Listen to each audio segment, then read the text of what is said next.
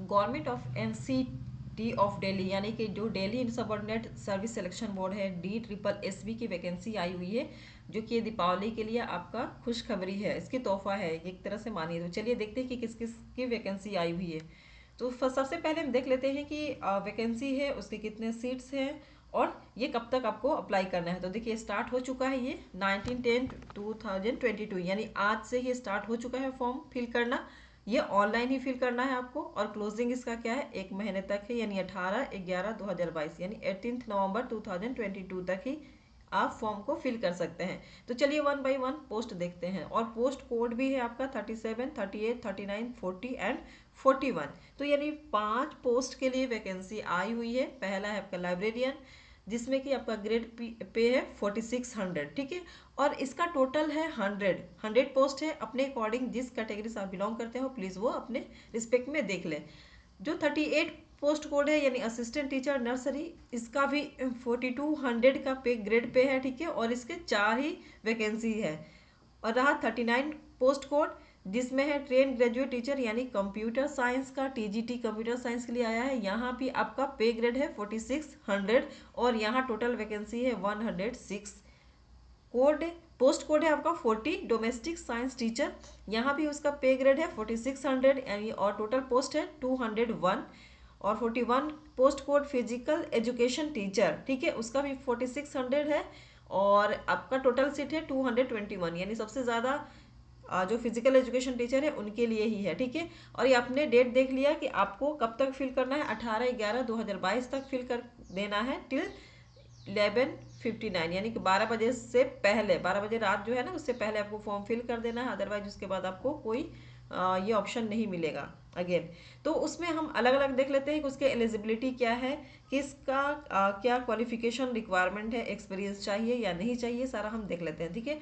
तो जो post code 37 यानी लाइब्रेरियन के लिए है, उसके लिए क्या चाहिए, essential degree from recognised university और इक्विवेलेंट है ना, फिर बैचलर डिग्री हो, ठीक है, और equivalent diploma in library science और रिकॉग्नाइज्ड यूनिवर्सिटी इंस्टीट्यूट और इक्विवेलेंट, ठीक है। और थर्ड में क्या है, experience of 2 year in librarian, ठीक है, या कंप्यूटराइजेशन ऑफ लाइब्रेरी, ठीक है, या तो एक्सपीरियंस चाहिए या और में है 1 year certificate in computer application from recognised institute. अगर आपने 1 ईयर का कर लिया है कंप्यूटर एप्लीकेशन का तो आपको एक्सपीरियंस की ज़रूरत नहीं है, ठीक है।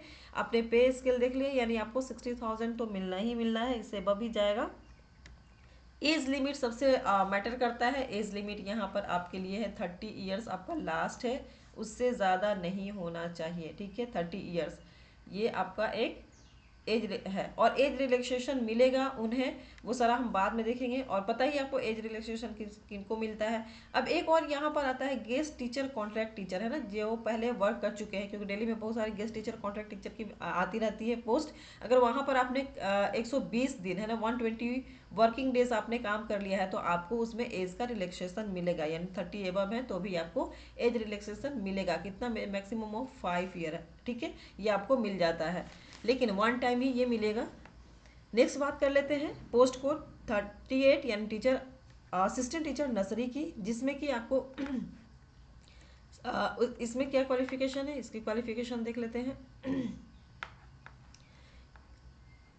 यहाँ सीनियर सेकेंडरी स्कूल यानी क्लास 12 किया है आपने, ठीक है, सर्टिफिकेट और इंटरमीडिएट और its equivalent with at least 45% marks of recognise board और यूनिवर्सिटी, ठीक है, आपको इतना चाहिए। फिर डिप्लोमा है, ठीक है, डिप्लोमा है या certificate in nursery teacher education programme of duration of not less than 2 years, या बीएड हो आपका nursery from a recognise institute, ठीक है। Must have passed Hindi at secondary level, आपने जो +2 किया है, 12 किया है, उसमें हिंदी ज़रूर होनी चाहिए, ठीक है। और यहाँ भी वही है, यहाँ इसके लिए कोई एक्सपीरियंस की रिक्वायरमेंट नहीं है। यहाँ आपका जो सारा एक्सपीरियंस नील है। यहाँ आपने देखा उसका पे स्केल क्या है, ठीक है। और एज लिमिट यहाँ भी आपका क्या है, नॉट एक्सीडिंग 30 ईयर्स, ठीक है। Age relaxation will be given as a para 7 में देखेंगे क्या है, वही गेस्ट टीचर के लिए वही सेम बात है।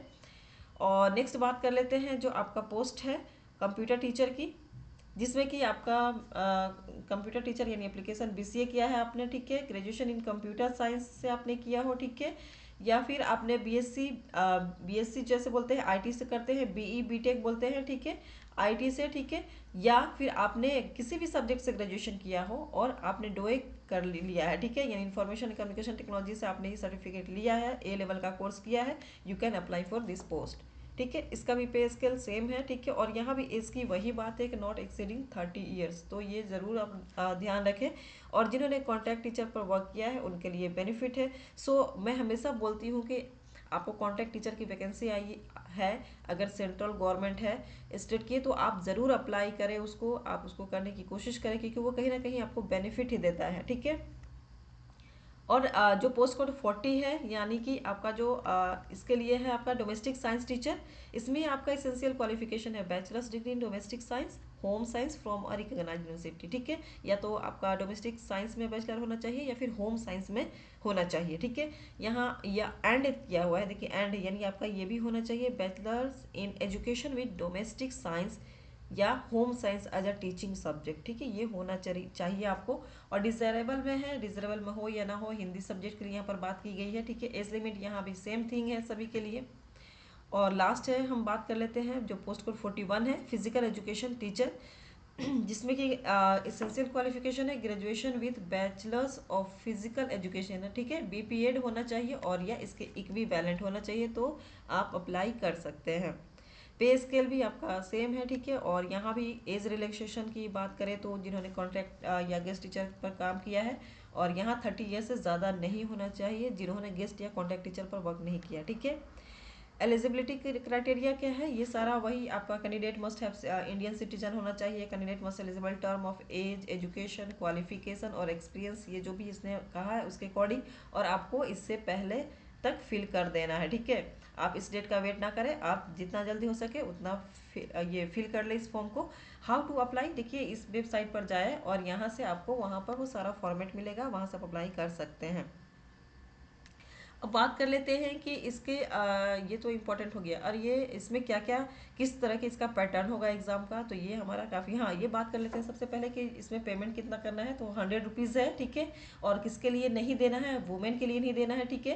Candidates and candidate belong to schedule caste, SC ST जो है, ट्राइब है, PWD है, ठीक है। और एक सर्विसमैन कैटेगरी है, ये सारे जो कि ये फ़ी नहीं देंगे, ठीक है। बाकी जो जनरल है वो सारे अप्लाई करेंगे, ठीक है। और यहाँ से भी आप देख सकते हैं, ठीक है, कि किन्हें एग्जेम्प्टेड किया गया है। एग्जामिनेशन स्कीम है 2 टीयर में लिया जाएगा, 1 और B, ठीक है, तो एक ही साथ दोनों का होना है, ठीक है। अब ये रहा 2 मार्क्स का, देखिए 2 मार्क्स मैं कह रही हूँ, 200 मार्क्स के क्वेश्चन होने वाले हैं। और क्या क्या है, 1 टीयर टीचिंग पोस्ट, ठीक है, तो 37 एंड 239, यानी कि लाइब्रेरियन आ गया यहाँ पर, और आपका कंप्यूटर साइंस तक जो आपके पोस्ट आ रहे थे ना, 38 37 38 39, उनके लिए क्या है कि 2 आवर्स का ड्यूरेशन क्या है एग्जाम का, 2 आवर्स का है। यहाँ पर देखिए आप 2 आवर्स का एग्जामिनेशन क्या है, टोटल क्वेश्चन रहेंगे 200 का ही होगा उसका। और इसमें निगेटिव मार्किंग भी होगा, क्या होगा, निगेटिव मार्किंग, ये सारा हम देखेंगे। 0.25 अगर ये गलत होता है तो आपका इतना डिडक्ट कर लिया जाएगा, ठीक है। तो क्या क्या सिलेबस में है, सेक्शन ए में आएगा क्या, MCQ ऑफ 1 मार्क्स ईच पर as per the existing examination scheme, general awareness होगा, ठीक है, general intelligence and reasoning. Third में है अरिथमेटिक एंड न्यूमेरिकल एबिलिटी, और फोर्थ में test of Hindi language and comprehension, yes, और जो इंग्लिश लैंग्वेज का एंड कंप्रीहेंशन, यानी टोटल 20-25 है, तो ये 5 × 20 हो गया आपका 100, यानी ये यहाँ से 100 मार्क्स का, और 100 मार्क्स यहाँ से जो आपका सब्जेक्ट कंसर्न है, 1 marks each from the subject concern as per the qualification prescribe for the post, ठीक है। 100 मार्क्स, 100 क्वेश्चन 100 मार्क्स।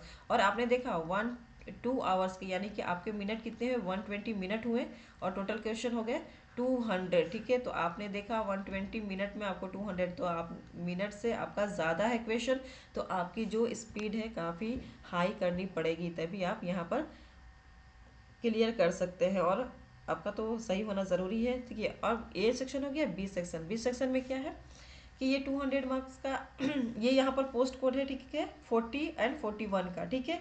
अपने अकॉर्डिंग देख लेंगे कि किसके लिए ये बात हो रही है, 40 और 42, ठीक है, ये अब ऊपर से देख लेंगे, ठीक है। यहाँ भी सेम पहले जैसा ही यहाँ पर है, और 20 मार्क्स यहाँ पर जो सारे जो भी हैं उनके लिए।